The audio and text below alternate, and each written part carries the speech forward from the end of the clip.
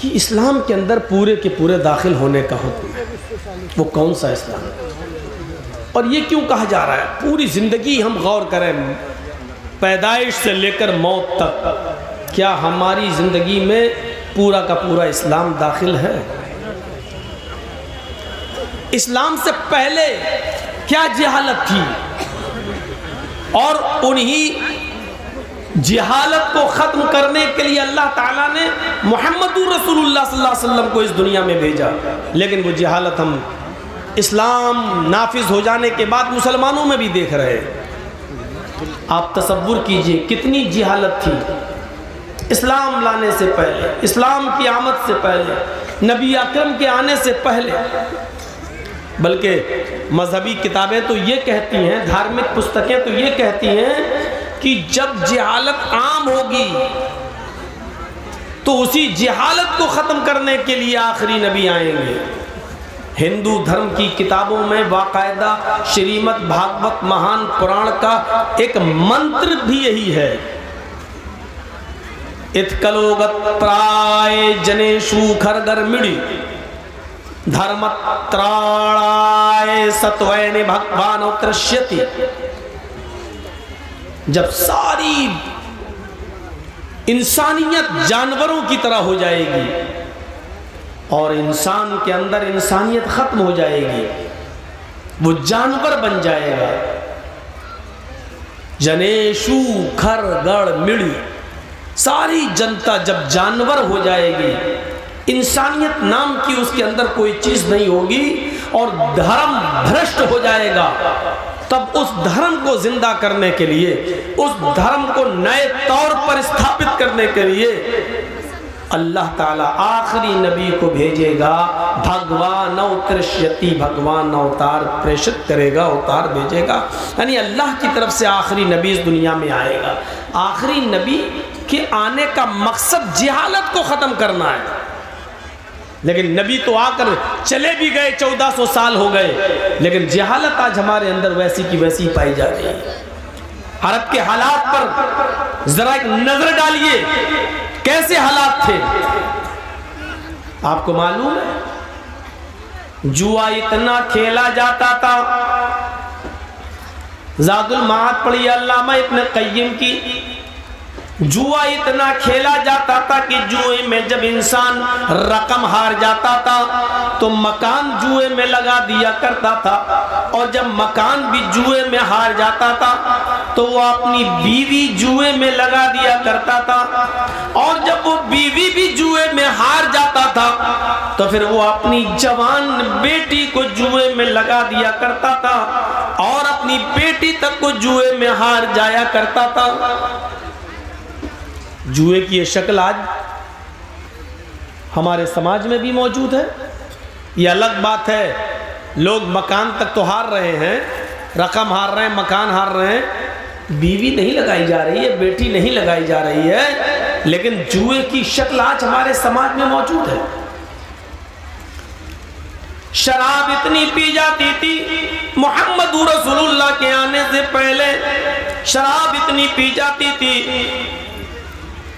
کہ وہ لوگ جب کھانے کے دسترخوان پر کھانا کھانے کے لیے بیٹھتے تھے تو پانی کے بجائے شراب کی بوتل، شراب کا مگ، شراب کا جگ، شراب کا لوٹا وہ رکھ لیا کرتے تھے، اور جب کھانا کھاتے کھاتے پانی پینے کی ضرورت پڑتی تو پانی نہیں پیتے، بلکہ منہ کا لقمہ جو حلق تک پہنچا ہوا ہے اس کو شراب پی کر وہ حلق کے نیچے اتارا کرتے تھے۔ شراب کھانے کی جگہ پر، کھانے کے دسترخوان پر پانی کی جگہ پر شراب رکھی جاتی تھی۔ شراب اتنا پیتے تھے کہ شراب پینے پر فخر کیا کرتے تھے۔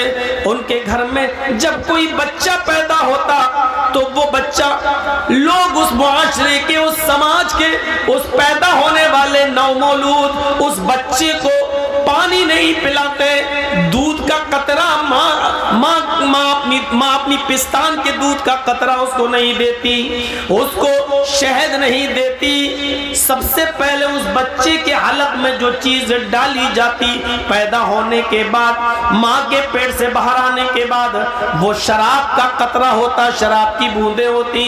فخر کیا جاتا کہ میرا گھر میں بچہ پیدا ہوا اور باپ دادا کی وراثت کو زندہ رکھا ہے، باپ شرابی ہے تو اس نے اپنے بیٹے کو بھی پیدا ہونے کے بعد سب سے پہلے اس کو جو گھٹی دی ہے، اس کی رگوں میں سب سے پہلے جو چیز پہنچائی ہے، اس کے پیٹ میں سب سے پہلے جو چیز گئی ہے، وہ شراب کے قطرے، شراب کے ڈراپس، شراب کی بوندیں اس کے حلق کے اندر گئیں، اس کے پیٹ کے اندر پہنچی۔ یہ شراب کا چلن تھا۔ ان کے گھروں میں جب کوئی بیٹی پیدا ہوتی، جی حالت دیکھیے، ان کے گھروں میں جب کوئی بیٹی پیدا ہوتی تو اس بیٹی کے ساتھ یہ ظلم ہوتا کہ 4 سال تک تو اس کی پرورش کی جاتی، 4 سال تک تو اس بچی کو پالا جاتا، اس بچی کی دیکھ ریکھ کی جاتی۔ جب وہ بیٹی 4 سال کی ہو جاتی تب اس کا باپ میلے کے بہانے اپنی بچی کو لے جاتا، اپنی بیوی سے کہتا کہ اس کو نہلاؤ، اس کو دھلاؤ، اچھے کپڑے پہناؤ۔ ماں اس کو نہلاتی، دھلاتی، کاجل لگاتی، سرما لگاتی، عطر لگاتی۔ وہ چھوٹی سی 4 سال کی بچی اپنے باپ کے ساتھ میلہ دیکھنے کے لیے جاتی، لیکن اس معصوم بچی کو پتہ نہ ہوتا کہ میرا باپ مجھے میلے میں نہیں، مجھے زندگی کے آخری سفر پر لے کر جا رہا ہے۔ جنگل میں لے جاتا، وہاں پہلے سے گڑھا کھدا ہوا رہتا۔ وہ اپنی بیٹی سے کہتا، بیٹی اس گڈھے میں جھانک کر دیکھو تمہیں تمہاری ماں نظر آئے گی۔ وہ بیٹی جب گڈھے میں جھانک کر دیکھتی، وہ بیٹی اپنی ماں کو دیکھنے کے لیے جب گڈھے میں جھانکتی تو پیچھے سے اس کا شقی القلب باپ، پیچھے سے اس کا ظالم باپ اس کو دھکا دے دیتا اور وہ چھوٹی سی 4 سالہ بچی اس گڈھے کے اندر گر جاتی۔ پھر یہ پیچھے نیچے زمین سے مٹی اٹھا اٹھا کر اس گڈھے کو پاٹنے لگتا اور اپنی 4 سال کی بچی کو اسی میں دفن کر دیتا اور آخری سانس تک وہیں رکا رہتا۔ جب اس کی آخری چیخ بھی بند ہو جاتی، جب اس کی بیٹی مر جاتی، تب وہ وہاں سے آتا اور اپنی قوم کے اندر آ کر، اپنے سماج میں آ کر کہتا، لوگوں میں نے اپنی بچی کو 4 سال کے بعد دفن کر دیا ہے، میں نے اپنی بچی کو گاڑ دیا ہے، میں نے اپنی بچی کو زندہ دفن کر دیا ہے۔ اس پر گرو کیا جاتا، فخر کے ساتھ کہتا کہ میں نے اپنی بچی کو گاڑ دیا۔ یہ جہالت تھی۔ آج ہمارے سماج میں زندہ تو دفن نہیں کیا جاتا، لیکن ماں کے پیٹ میں اگر لڑکی ہے اور الٹرا ساؤنڈ پر چیک کرا کے معلوم کر لیا کہ پیٹ میں پلنے والی بچی ہے تو باپ اور ماں دونوں مل کر، میاں اور بیوی، اس بچی کو گرا دیتے ہیں، گرب ساکت کرا دیتے ہیں، حمل اسقاط کر دیتے ہیں اور اس بچی کو مار ڈالا جاتا ماں کے پیٹ میں۔ وہ زندہ دفن کرتے تھے، یہاں ماں کے پیٹ میں ہی مار دیا جاتا ہے۔ بخاری کی حدیث ہے، جو بچے ماں کے پیٹ میں مار دیے جاتے ہیں، 1 دن کا ہو، 2 دن کا ہو، 1 مہینے کا ہو، 2 مہینے کا عمل ہو، جو بچے ماں کے پیٹ میں قتل کر دیے جاتے ہیں، اسقاط کر دیے جاتے ہیں، گرا دیے جاتے ہیں، قیامت کے دن اللہ تعالی اس بچے کو زندگی دے گا، اس کو زبان دے گا، اس کا ہاتھ، اس کے پیر اس کو دے گا۔ قیامت کے دن یہ بچہ اپنی ماں کی پستان سے لٹکا ہوا آئے گا۔ جاء یوم القیامہ ومعلق بین ثدیہا۔ بخاری شریف کی حدیث کے الفاظ ہیں، اللہ تبارک و تعالی اس بچے کو قیامت کے دن زبان دے گا، ہاتھ پیر دے گا، بولنے کی طاقت دے گا۔ یہ بچہ اپنے ماں کی پستان سے لٹکا ہوا آئے گا، اپنی ماں کا دودھ پی رہا ہوگا، اپنے ماں کی پستان سے دودھ کو چوس رہا ہوگا۔ پھر اللہ اس کو اجازت دے گا، آئے میرے بندے، تجھے کچھ کہنا ہے تو کہے، تجھے کچھ عرض کرنا ہے تو میرے سامنے عرض کر، تجھے کچھ بولنا ہے تو بول۔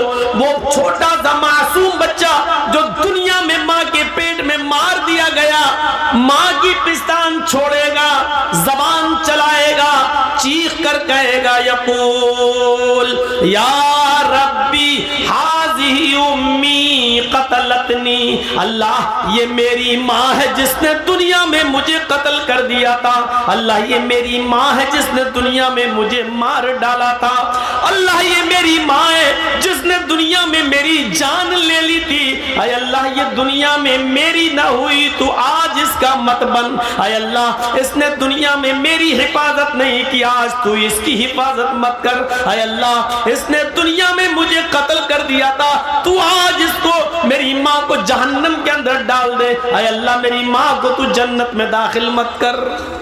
یہ چھوٹا سا بچہ جو پیٹ میں مار دیا گیا، قتل کر دیا گیا، یا یوں کہہ لو کہ جس بچے کو ہم نے گروا دیا، یہ بچہ قیامت کے دن اپنی ماں کو جہنم میں لے جائے گا، کہے گا ہاذہ امی قتلتنی۔ یہ جہالت ہمارے یہاں پر بھی ہے، یہ عرب کے اندر بھی ساری جہالتیں تھیں، جب یہ جہالتیں عام ہو گئیں تب اللہ نے محمد رسول اللہ صلی اللہ علیہ وسلم کو اس دنیا میں مبعوث فرمایا، آپ نے جوئے کو ختم کیا، جوئے کی ساری شکلوں کو ختم کیا۔ جوئے کی کئی شکلیں ہوتی ہیں، ساری شکلوں کو ختم کر دیا جوئے کی۔ میچ بد کر ہوتا ہے، یہ بھی جوئے کی ایک شکل ہے، مثلا 5-5 ہزار روپے بدلیے، اگر تم جیت گئے تو 5 ہزار ہم دیں گے، ہم جیت گئے تو 5 ہزار تم دو گے، یہ جوئے کی ایک شکل ہے۔ اسلام کے اندر یہ حرام ہے۔ کبڈی کھیل رہے ہیں، تم جیت گئے تو ہم تمہیں 5 ہزار دیں گے، ہم جیت گئے تو تم ہمیں، یہ ٹیم ہمیں 5 ہزار دے گی، یہ جوئے کی ایک شکل ہے جو حرام ہے۔ اور ایک جوئے کی شکل وہ بھی ہے KBC، کون بنے گا کروڑ پتی، یہ بھی جوئے کی ایک شکل ہے۔ اسلام نے جہاں بہت سی چیزوں کو منع کیا ہے ناجائز طریقے سے مال کھانے، اس میں ایک یہ شکل بھی ہے۔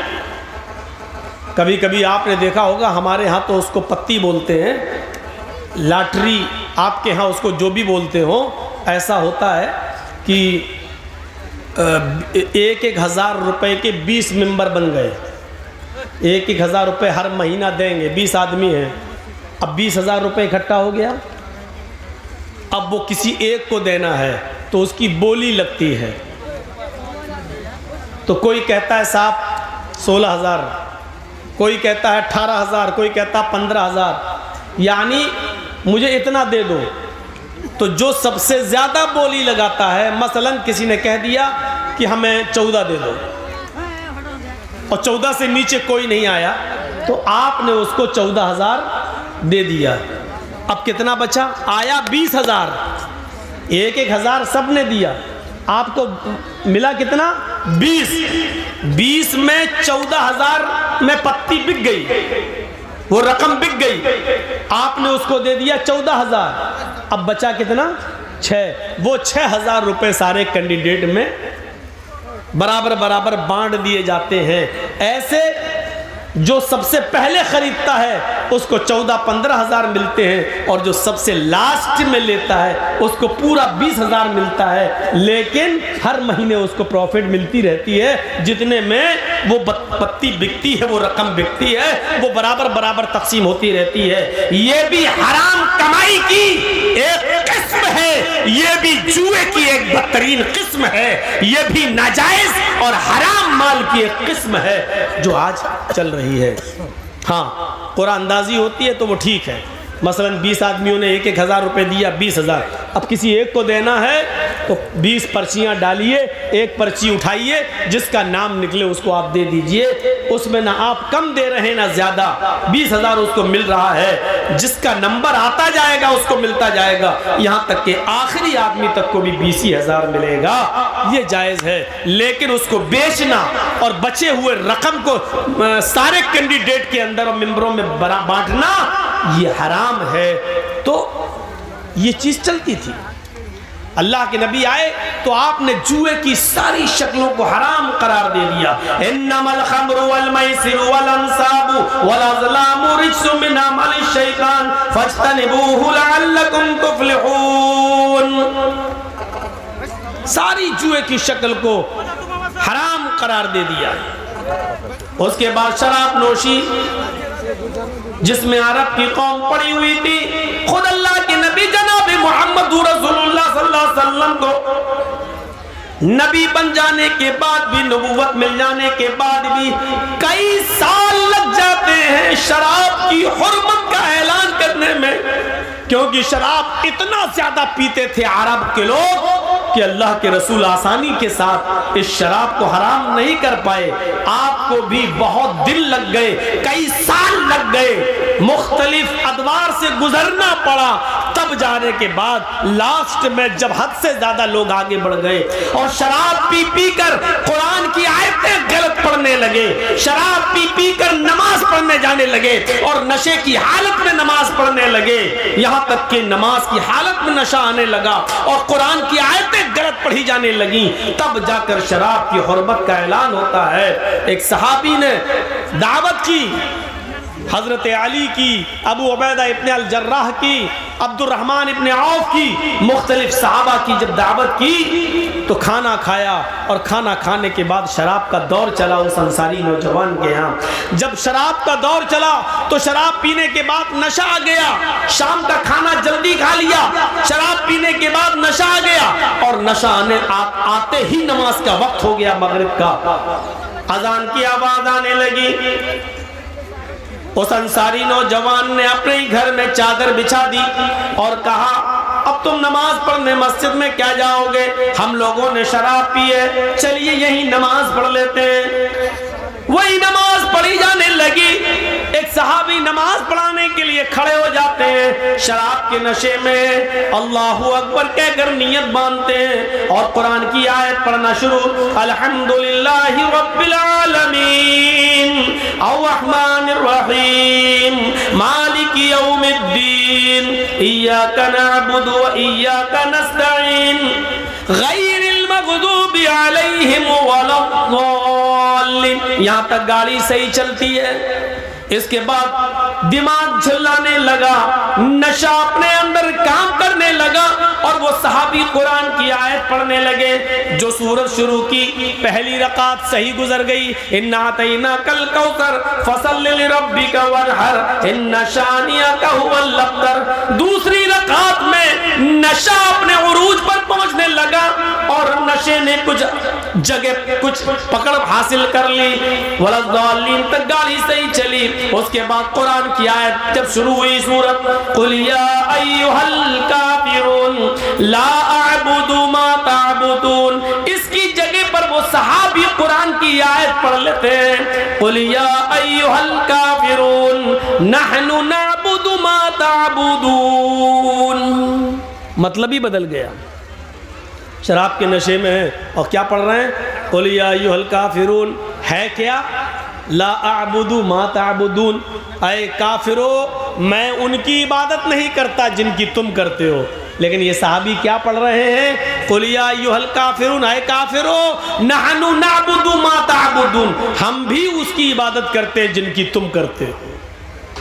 دیکھ رہے ہیں قرآن کہہ رہا ہے میں ان کی عبادت نہیں کرتا جن کی تم کر رہے ہو، اور یہ صحابی کیا پڑھ رہے ہیں؟ نحن نعبد ما تعبدون، ہم ان کی عبادت کرتے ہیں جن کی تم کرتے ہو۔ مطلب ہی بدل گیا۔ جیسی نماز اللہ اللہ کر کے ختم ہوتی ہے، ادھر محمد رسول اللہ پر قرآن کی آیت نازل ہوتی ہے، یا ایھا الذین آمنوا لا تقربوا الصلاۃ وانتم سکارى، اے ایمانو والو تم اس وقت نماز کے قریب قریب مت جاؤ جب تم نشے میں ہو، اے ایمان والو تم اس وقت شراب کے قریب مت جاؤ جب تم نشے میں ہو، اس وقت تک نماز نہ پڑھو جب تک کہ تم جان نہ لو حتی لا تعلموا ما تقولون، جو تمہارے منہ سے نکل رہا ہے اس کو تم سمجھنے نہ لگو، اس کو تم جاننے نہ لگو، جو تم بول رہے ہو جب تک وہ خود تمہاری سمجھ میں نہ آنے لگے کہ کیا تم کیا بول رہے ہو اس وقت تک نماز کے قریب مت جاؤ۔ میرے بھائیوں، جب قرآن کی آیتیں نماز میں غلط پڑھی جانے لگیں اور شراب پی کر لوگ فخر کرنے لگے میں تم سے افضل، میں تم سے اونچا، ارے میں مہاجر ہوں، اللہ کے رسول قریشی میں قریشی، اللہ کے رسول بنو ہاشم میں بنو ہاشم کا، تم انصاری ہو، تم جاہل ہو، تم نیچی قوم کے لوگ ہو۔ جب آپس میں فخر و غرور ہونے لگا، شراب کے نشے میں ایک دوسرے پر فوقیت دکھانے لگا کہ میں تم سے افضل، میں تم سے افضل، تب قرآن کی آیت نازل ہوتی ہے انما الخمر والمیسر والانصاب والازلام رجس من عمل الشیطان، اور پوری زندگی کے لیے شراب کی حرمت کا اعلان کر دیا جاتا ہے۔ اب گوارا نہیں ہے، کیونکہ جس چیز کو مٹانے کے لیے، جس جہالت کو ختم کرنے کے لیے اللہ کے نبی اس دنیا میں آئے وہی چیز چلنے لگی ہے۔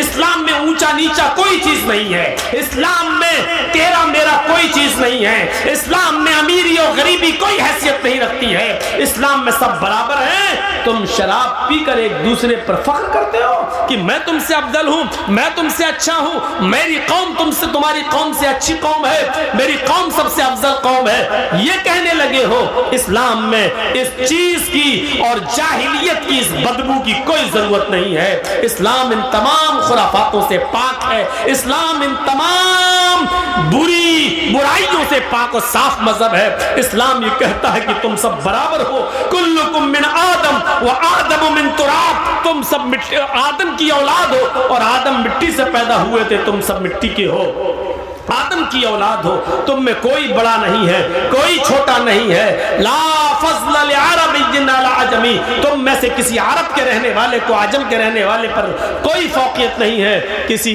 عجم کے رہنے والے کو غیر عرب پر کوئی فوقیت نہیں ہے، کسی عرب کے رہنے والے کو غیر عرب پر کوئی فوقیت نہیں ہے، نہ کوئی گورا کالے سے اچھا ہے، نہ کوئی کالا کسی گورے سے افضل ہے۔ اسلام میں سب برابر ہیں۔ اسلام کے اندر اگر کوئی چیز بنیاد اور حیثیت رکھتی ہے تو وہ ہے الا بالتقوی، تقوی کی بنیاد پر آپ ایک دوسرے سے بڑے ہو سکتے ہو، ورنہ نہیں۔ تقوی کی بنیاد پر، جس کے اندر جتنا تقوی ہوگا، جس کے اندر جتنا تقوی ہوگا، پرہیزگاری، تقوی تقوی تقوی کسے کہتے ہیں، اس کی ایک چھوٹی سی مثال اگر ہم سمجھ جائیں، اللہ کے نبی صلی اللہ علیہ وسلم نے فرمایا، غور کیجئے گا، آپ نے محنت کر کے 99 روپے کمائے، 99 روپیز، 99 روپے کمائے، اور آپ چاہتے ہیں کہ ہم کوئی نئی قمیص، نیا کرتا، نیا پنجابی لے لوں تاکہ ہم مسجد میں جا کر نماز پڑھ سکیں، ہمارے پاس کوئی اچھا کپڑا نہیں ہے۔ آپ مارکیٹ میں گئے اور آپ کو کپڑا مل رہا ہے پنجابی 100 روپے کا، آپ کے پاس ہیں کتنے؟ 99۔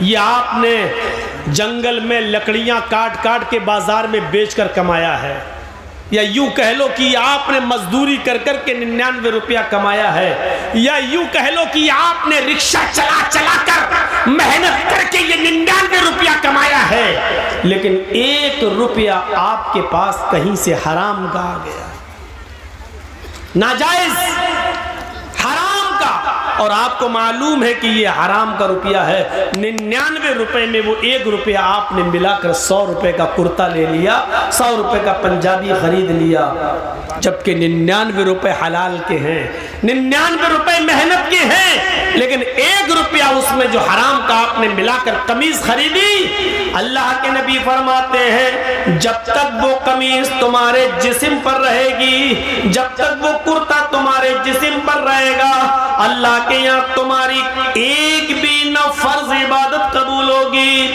نہ نفل عبادت قبول ہوگی، تمہارا ایک بھی سجدہ اللہ رب العالمین کی کی بارگاہ میں قبول نہیں کیا جائے گا۔ کیوں؟ پوچھا اللہ کے رسول کیوں؟ آواز آتی ہے ان اللہ طیب و یقبل الطیب، اللہ پاک ہے اور پاک چیز کو پسند کرتا ہے۔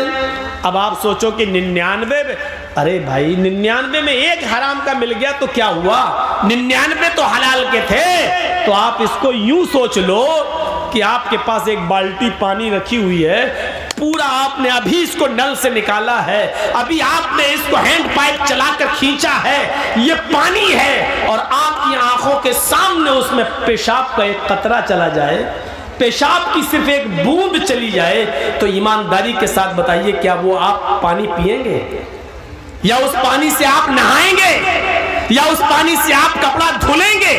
اگر آپ کی آنکھوں کے سامنے اس میں پیشاب کی ایک بوند چلی جائے تو نہیں، کیونکہ آپ جانتے ہیں پوری ایک بالٹی پانی پاک ہے، لیکن اس ایک قطرے نے، پانی کے پیشاب کے قطرے نے پوری بالٹی پانی کو ناپاک کر دیا ہے۔ چونکہ وہ مائع قلیل ہے اس لیے وہ ناپاک مانا جائے گا۔ تو میرے بھائیوں، اسی طریقے سے 99 روپے میں 1 روپیہ آپ نے حرام کا ملا دیا تو وہ 100 روپے بھی اب آپ کے حرام کے ہو گئے۔ وہ کرتا، وہ قمیص، وہ پنجابی، وہ لنگی، جو بھی چیز آپ اس سے خریدیں گے اور اس کو پہن کر نماز پڑھیں گے تو اللہ کے یہاں قبول نہیں ہے۔